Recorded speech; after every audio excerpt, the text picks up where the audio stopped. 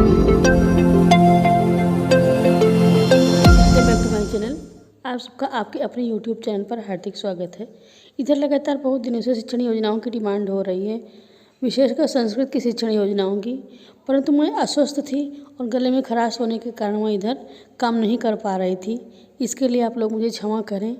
और मैंने आज संस्कृत की 6th क्लास की शिक्षण योजना बनाई है, तो आप लोगों से निवेदन है कि आप लोग इसको देखें, उपयोग करें और भी शिक्षक भाइयों और बहनों तक इसको पहुँचाएँ, ताकि हमारा प्रयास सार्थक हो और आप लोग इसका उपयोग करें।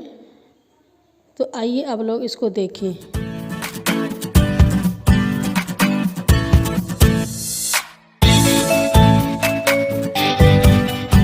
क्लास की संस्कृत विषय की शिक्षण योजना के साथ फिर उपस्थित हूँ और ये पाठ है नील श्रृंगाला। तो देखिए इसका कैसे उपयोग करेंगे आप लोग।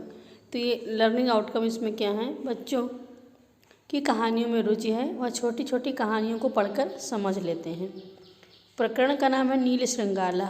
शिक्षण सहायक सामग्री में दीक्षा ऐप, चौक, डस्टर, पाठ्य पुस्तक, कहानी की पुस्तकें, चार्ट पर बने हुए पाठ के चित्र। और दीक्षा ऐप का उपयोग अत्यधिक आवश्यक है क्योंकि बहुत ही अच्छी सहायक सामग्री है। फिर इसके बाद शिक्षण अधिगम प्रक्रिया और गतिविधि। इसमें भी 4 कॉलम खींचेंगे। पहला क्रम संख्या, दूसरा शिक्षण के चरण, तीसरा समय और चौथा आकलन। तो शिक्षण के चरण, इसमें 3 चरण माने जाते हैं। एक होता है शिक्षण का आरंभ, दूसरा शिक्षण के मध्य और तीसरा शिक्षण के अंत में। तो यहाँ पहला चरण है शिक्षण का आरंभ और इसके लिए अनुमानित समय होता है 5 मिनट। आकलन का तरीका होता है प्रश्नोत्तर तथा सहभागिता। तो शिक्षण के आरंभ में देखिए, शिक्षिका कक्षा में प्रवेश करती हैं और कक्षा का स्वच्छंद अभिव्यक्तिपूर्ण परिवेश सृजित करने के उद्देश्य से बच्चों के साथ बातचीत आरंभ करती हैं और बच्चे रुचिपूर्वक शिक्षिका के साथ बातचीत में संलग्न भी होते हैं। शिक्षिका पूछती कहानी सुनना अच्छा लगता है, बच्चे बताते बहुत अच्छा लगता है, बहुत मज़ा आता है कहानी सुनने में। शिक्षिका पूछती हैं आपको कहानी कौन सुनाता है, तो बच्चे बताते हैं मम्मी, दादी, नानी। फिर कौन सी कहानी जानते हो, तो बच्चे बताते हैं कछुआ खरगोश की, चालाक लोमड़ी की, प्यासा कौआ। इस प्रकार परिवेश तैयार हो जाता है और शिक्षिका उद्देश्य कथन करती हुई कहती हैं कि आज हम लोग नीले शियार यानी कि नील श्रृंगाला की कहानी पढ़ेंगे। और इसके बाद दूसरा चरण आरंभ हो जाता है शिक्षण के दौरान। इसके लिए अनुमानित समय होता है 25 मिनट, 20 से 25 मिनट। और आकलन का तरीका प्रश्नोत्तर तथा सहभागिता ही रहती है। शिक्षिका बच्चों को पाठ्यपुस्तक खोलने को कहती हैं और पाठ का वाचन करती हैं तथा कथनी बच्चों से पाठ का वाचन करवाती हैं। बच्चों को पाठ का हिंदी में अर्थ बताती हैं और कठिनाइयों का निवारण भी करती हैं। कठिन शब्दों का अर्थ भी श्यामपट्ट पर लिखती हैं।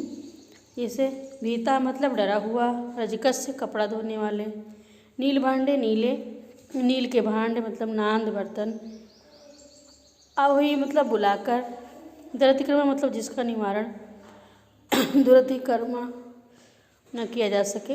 इस प्रकार शिक्षिका बच्चों को पाठ का हिंदी में अर्थ बताती हैं और बताती हैं किसी जंगल में एक शियार रहता था। एक बार वह नगर में कुत्तों के भय से स्वेच्छा से नील के पात्र में गिर गया।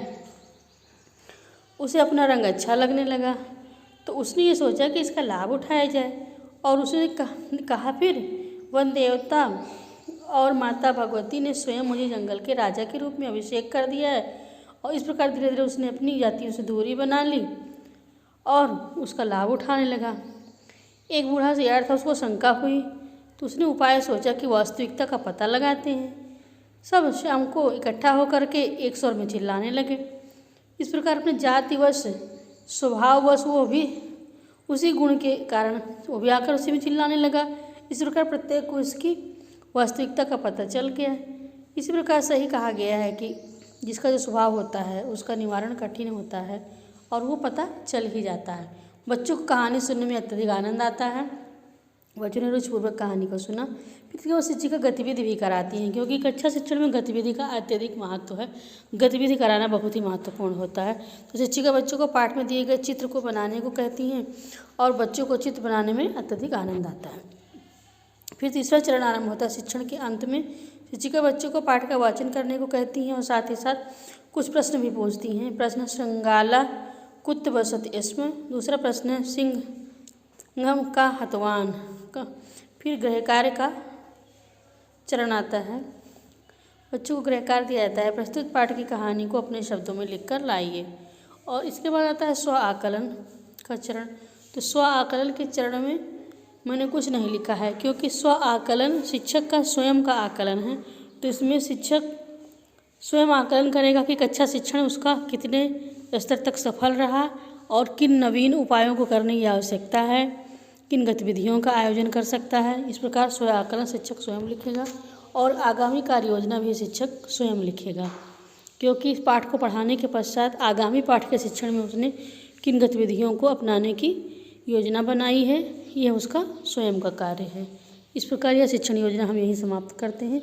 अगर आपको उपयोगी लगे तो कृपया इसको अपने जनपद में और भी शिक्षकों तक इसको शेयर करें, क्योंकि हमने इसको बहुत मेहनत से बनाया है। इसलिए आप लोग इसका अगर उपयोग करेंगे और भी लोगों तक पहुंचाएंगे और पूरा देखेंगे तो हमारा भी उत्साह बढ़ेगा और भी हम उत्साह के साथ कार्य कर सकेंगे। तो आप सबका वीडियो देखने के लिए बहुत बहुत धन्यवाद। साथ ही यदि आप चैनल पर नए हैं तो सब्सक्राइब करना ना भूलें और बेल आइकन ज़रूर प्रेस करें, ताकि आपको इसी प्रकार ज्ञान से भरी हुई वीडियो प्राप्त होती रहे। नमस्कार।